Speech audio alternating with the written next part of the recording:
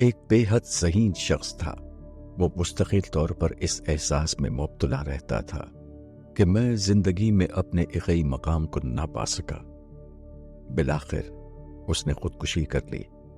اس نے اپنی خودکشی کی تحریر میں لکھا تھا، میں اپنی زندگی کو ختم کر رہا ہوں کیونکہ میں شاید ایسی دنیا میں بھٹک آیا جس کے لیے میں پیدا نہیں کیا گیا تھا۔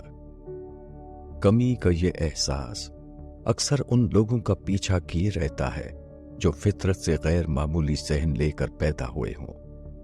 وہ یا تو مایوسی اور ناکامی کی زندگی گزار کر طبعی موت مرتے ہیں یا خودکشی کر لیتے ہیں۔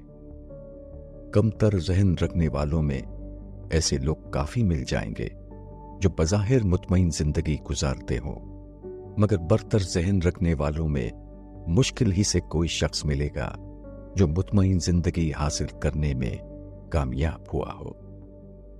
اس کی وجہ انسان کی معیار پسندی ہے۔ ہر انسان فطری طور پر آئیڈیل کی تلاش میں ہے، مگر موجودہ دنیا میں آئیڈیل کو پانا اتنا مشکل معلوم ہوتا ہے کہ یہ مسئلہ بن گئی ہے کہ معیار کبھی حاصل نہیں کیا جا سکتا۔ Ideal can not be achieved. اب ہوتا یہ ہے کہ کم درجے کا ذہن رکھنے والوں میں چونکہ شعور بہت زیادہ بیدار نہیں ہوتا، وہ آئیڈیل اور غیر آئیڈیل کے درمیان بہت زیادہ فرق نہیں کر پاتے۔ وہ اپنے موٹے ذوق کی وجہ سے غیر آئیڈیل میں بھی اس طرح مشغول ہو جاتے ہیں جیسے کہ وہ ان کا آئیڈیل ہو۔ مگر جو لوگ زیادہ ذہین ہیں وہ آئیڈیل اور غیر آئیڈیل کے فرق کو فوراً محسوس کر لیتے ہیں اور اس بنا پر آئیڈیل سے کم چیز پر اپنے آپ کو راضی نہیں کر پاتے۔ انسان کا آئیڈیل ایک ہی ہو سکتا ہے اور وہ اس کا خالق اور رب ہے۔ اعلیٰ ذہن کے لوگ جس چیز کی تلاش میں ہیں وہ ربانی مشن کے سوا اور کچھ نہیں۔